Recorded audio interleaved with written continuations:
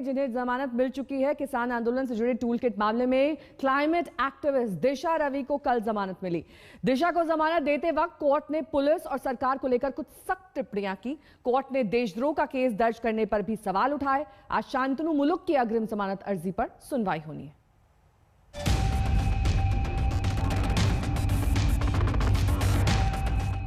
किसान आंदोलन को भड़काने से लेकर इसके खालिस्तानी कनेक्शन तक के संगीन इल्जामों से घिरी दिशा को कोर्ट से बड़ी राहत मिली।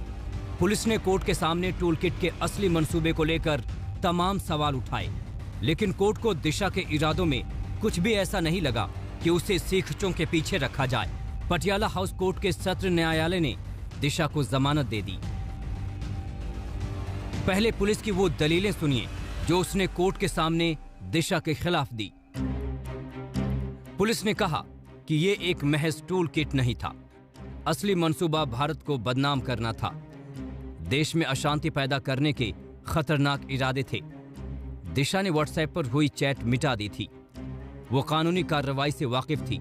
इससे साफ है कि टूल किट के पीछे नापाक मंसूबा था। पुलिस ने अपने स्तर पर दिशा के खिलाफ मजबूत केस बनाया, लेकिन कोर्ट ने सारी दलीलें खारिज कर दी।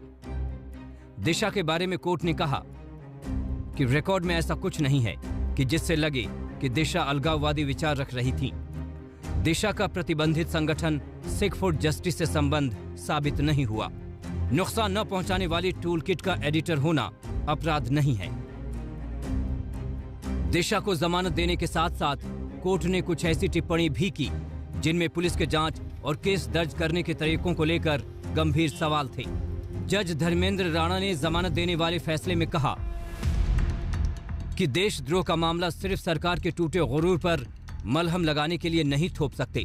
किसी लोकतांत्रिक देश में नागरिक सरकार को राह दिखाते हैं। उनको इसलिए जेल में नहीं डाल सकते कि वो सरकार की नीतियों से असहमत हैं।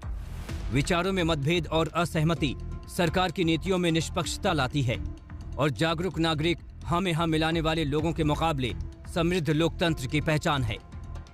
दिशा को जमानत मिलने पर उनकी मां ने भी खुशी जताई। ಖುಷಿಯಾಗಿದೆ ನನಗೆ। ಒಂದೇನಂದ್ರೆ ನ್ಯಾಯಾಂಗ ವ್ಯವಸ್ಥೆ ಏನಿದೆ ನಮ್ಮ ದೇಶದಲ್ಲಿ ಅದರ ಮೇಲೆ ನಂಬಿಕೆ ಇದೆ। ಅದು ಇನ್ನೊಂದ್ಸರಿ ನಂಬಿಕೆ ಬಂತು ನನಗೆ। ಅಷ್ಟೇ ಹೇಳಕ್ಕಾಗದು ಸರ್, ಇನ್ನೇನು ಹೇಳಲ್ಲ ನಾನು। कोर्ट की ऐसी टिप्पणियों के बाद अब दिल्ली पुलिस पर नैतिक दबाव बढ़ना तय है। ऐसे में पुलिस अगर टूल किट केस को आगे बढ़ाएगी तो किस तरह, ये देखना अहम होगा। दिल्ली से पूनम शर्मा के साथ अनिशा माथुर, आज तक। बात अब 26 जनवरी को दिल्ली में